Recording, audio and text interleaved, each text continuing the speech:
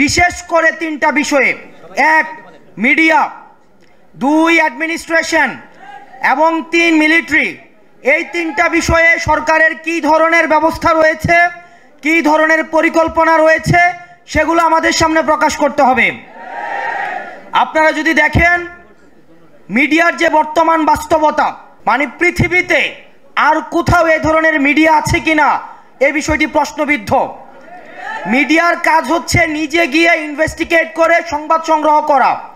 আমরা সেই জায়গায় দেখতে পাচ্ছি বর্তমান অধিকাংশ মিডিয়ার ভাইয়েরা এসে যারা নির্মোহভাবে বস্তুনিষ্ঠভাবে যারা কাজ করতে চায় তারা আমাদের কাছে এসে অভিযোগ জানায় যে ভাই মিডিয়ার যে মেকানিজম সেখানে কাজ করা অনেক বেশি ডিফিকাল্ট হয়ে যাচ্ছে।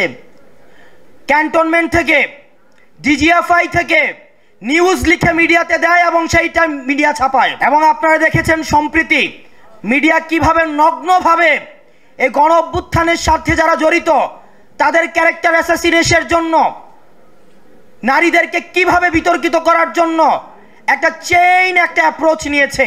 আমরা দেখেছি অভ্যুত্থানের সময় আমাদের ব্যক্তিগত অভিজ্ঞতা, অভ্যুত্থানের সময় যখন আমাদেরকে বন্দি করেছে, ডিজিএফআই যখন উঠিয়ে নিয়ে গিয়েছে, আমরা দেখেছি আমাদেরকে বসিয়ে রেখে ডিবিসিকে ফোন দেওয়া হতো, এই হেডলাইন চেঞ্জ করেন, এই নিউজ চেঞ্জ করেন, ডিবিসি তখন সেগুলাকে চেঞ্জ করত। মিডিয়া এখন আর গণমানুষের নাই, সেটা এখন এজেন্সির মুখপাত্র হিসেবে কাজ করছে। আপনারা যদি দেখেন গত এক বছরে আমাদের অ্যাডমিনিস্ট্রেশনের চরিত্রের কোনো পরিবর্তন হয় নাই। বিগত সময় নির্বাচনের কথা যদি আমরা মনে করি, ওসিকে নির্দিষ্ট সংখ্যক অর্থ দিয়ে কিনে ফেলা হতো, ইউনুকে সাক্ষী রেখে দিনের ভোট রাতে করা হয়েছে, মরা মানুষ কবরস্থান থেকে এসে ভোট দিয়ে গিয়েছে।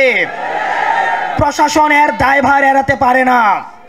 আমরা দেখলাম 5ই আগস্টের পরে বঞ্চিত নামের এক ধরনের গোষ্ঠী এই অ্যাডমিনিস্ট্রেশনকে কবজা করেছে। আমরা কিন্তু দেখি নাই গত 15 বছর কোনো অ্যাডমিনিস্ট্রেটিভ অফিসার, কোনো সচিব, কোনো ডিসি, কোনো এসপি তিনি পদত্যাগ করতে চেয়েছেন হাসিনার বিরুদ্ধে গিয়ে। আর কোনো প্রশাসন যেন হাসিনার সেবাদাস হিসেবে জনগণের বিপক্ষে গিয়ে ব্যালট যুদ্ধে ব্যালটকে বুলেটের সামনে রেখে জনগণের বিপক্ষে কাজে না লাগাতে পারে। এজেন্সিগুলো মিডিয়াকে নিয়ন্ত্রণ করে, এজেন্সিগুলো হচ্ছে ব্যুরোক্র্যাটদেরকে নিয়ন্ত্রণ করে। সেজন্য ডিজিএফআই নামে যে সংগঠনটি রয়েছে সেটির বিরুদ্ধে যথাযথ ব্যবস্থা নিতে হবে। পৃথিবীতে আর কোনো অর্গানাইজেশন নেই। আপনি যদি সিআইএ এর কর্মকাণ্ড দেখেন, তারা ইন্টারনাল এই ডোমেস্টিক পলিটিক্স নিয়ে তারা কখনোই, আপনি দেখবেন ডিজিএফআই বিদেশে বাংলাদেশ নিয়ে কি ষড়যন্ত্র হচ্ছে সেটি নিয়ে কোনো তথ্য নেই।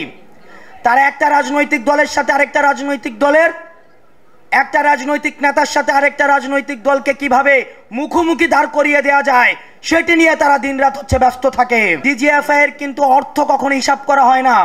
একটা আনঅডিটেড, একটা ফান্ডেড একটা প্রতিষ্ঠান হচ্ছে ডিজিএফআই, এবং সেটাকে দীর্ঘদিন গুম খুন হত্যার সাথে সেটাকে জড়িত করা হয়েছে।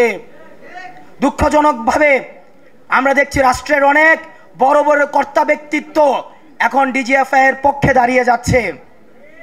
আমরা চাই এই প্রতিষ্ঠানটাকে সংস্কার করতে হবে, প্রয়োজনে এই প্রতিষ্ঠানটাকে ব্যান করে দিতে হবে। ব্যান করে দিয়ে এই মিলিটারি অর্গানাইজেশনকে বাংলাদেশপন্থী হিসাবে গড়ে তুলতে হবে। কোনো দলপন্থী করার কোনো প্রয়োজন নাই। বাংলাদেশের স্বাধীনতা সার্বভৌমত্বের জন্য এই মিলিটারি অর্গানাইজেশনকে আধুনিক যুগোপযোগী, আমাদের 24 দফায় আমরা যেভাবে বলেছি বাংলাদেশপন্থী একটা মিলিটারি অর্গানাইজেশন আমরা গড়ে তুলব, সেভাবেই গড়ে তুলতে হবে।